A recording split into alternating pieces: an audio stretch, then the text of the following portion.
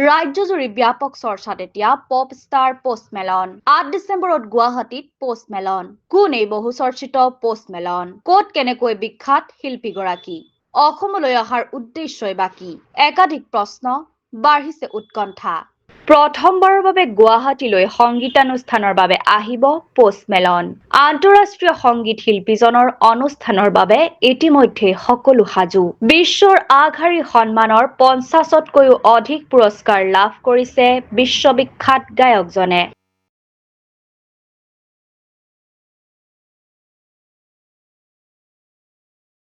বিভিন্ন প্ৰতিযোগিতাৰ ভিন্ন শিতানত তেওঁ লাভ কৰা মনোনয়নৰ সংখ্যা হৈছে ২৪১টা।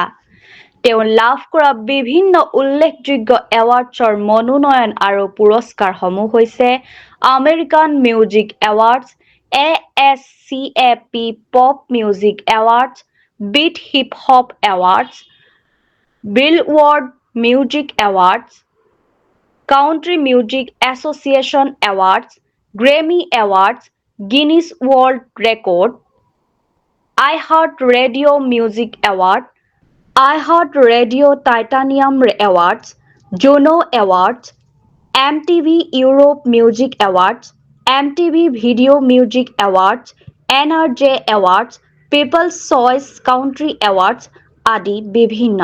পোষ্ট মেলনৰ আটাইতকৈ জনপ্ৰিয় গীতটি হৈছে ছানফ্লাৱাৰ শীৰ্ষক গীতটি, যি এতিয়ালৈ ২৮২ কোটি লোকে শুনিছে ইউটিউবত। আমেৰিকাৰ জনপ্ৰিয় পপ ষ্টাৰ পোষ্ট মেলনে ৮ ডিচেম্বৰত গুৱাহাটীত পৰিৱেশন কৰিব সংগীত। খানাপাৰাৰ পশু চিকিৎসা মহাবিদ্যালয়ৰ খেলপথাৰত ভাৰতৰ প্ৰথমটো হেডলাইন কনচাৰ্ট প্ৰদৰ্শন কৰিব। অসম চৰকাৰৰ সহযোগত বুক মাই শ্ব' লাইভৰ উদ্যোগত এই বিশাল কনচাৰ্ট অনুষ্ঠিত হ'ব। এই সংগীতানুষ্ঠানৰ লক্ষ্য অসমৰ পৰ্যটন সংস্কৃতি, অৰ্থনীতি আৰু স্থানীয় ব্যৱসায়ক উন্নীত কৰা। Bureau report, news Assam 365।